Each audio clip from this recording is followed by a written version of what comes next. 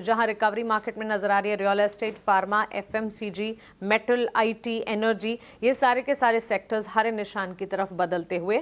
महज PSU, bank और auto के खेमे में हम देख रहे हैं बिकवाली का दबाव, यानी कि बैंक्स एंड फाइनेंशियल्स ने आज बैकसीट ली है और ऑटो सेक्टर में भी हम देख रहे हैं कुछ हद तक बिकवाली देखने को मिली है। Sunil sir, before we let you go, आपसे सीजनलिटी फैक्टर पर एक राय जरूर जानना चाहूंगी। वेदर डिपार्टमेंट का ये कहना है कि अनुमान से बेहतर मॉनसून होगा और अनुमान से पहले भी हो सकता है जिस तरह की गर्मियां पड़ रही हैं। इसे मद्देनजर रखते हुए agri related space, fertiliser space, इस पर आपकी राय क्या होगी?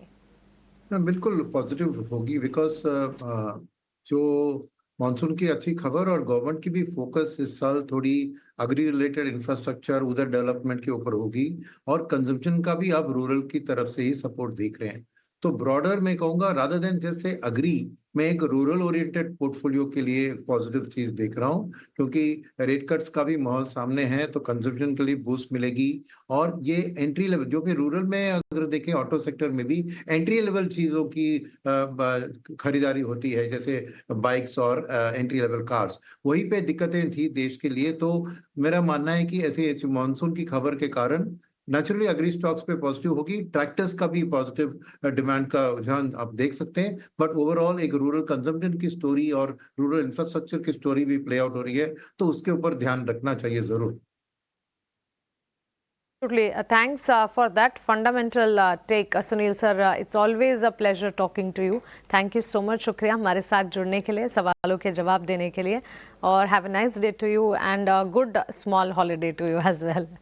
चलिए, लेकिन राजेश जी, आपके स्टॉक स्पेसिफिक आइडियाज आप पहले हमें बता रहे थे लेकिन हम आपको सुन नहीं पाए। स्टॉक स्पेसिफिक आइडियाज आज के सत्र के लिए कौन से होंगे, ओपनिंग ट्रेड आपके? तो आई थिंक जैसा मैंने बताया फार्मा स्पेस पे हमारा फोकस है और टोरेंट फार्मा हमारे बाइंग लिस्ट में है। जिस तरीके का ब्रेकआउट यहाँ पे वीकली चार्ट पे स्टॉक ने किया है फॉलिंग ट्रेंड लाइन का, ये स्टॉक हमें काफी पसंद आ रहा है और हमें लगता है ये स्टॉक में 3450 3500 तक की अपसाइड बनते हुए दिख सकती है। तो टोरेंट फार्मा को बाइंग साइड पे रखा जा सकता है विद स्टॉप लॉस ऑफ 3300। दूसरा स्टॉक जो पसंद आ रहा है वो रियल एस्टेट स्पेस से और उसमें हमें लगता है यहाँ पे इधर प्रेस्टीज स्टेट को देखा जा सकता है। ये स्टॉक भी काफी अच्छा मोमेंटम कल के सेशन में दिखा था और आज भी ओपनिंग के बाद भी स्टॉक में स्ट्रेंथ बनी हुई है। तो प्रेस्टीज को यहाँ पे बाइंग साइड पे रखा जा सकता है for upside target of 1460 1470। Down side में स्टॉप लॉस रखना होगा करीब 1385 के आसपास।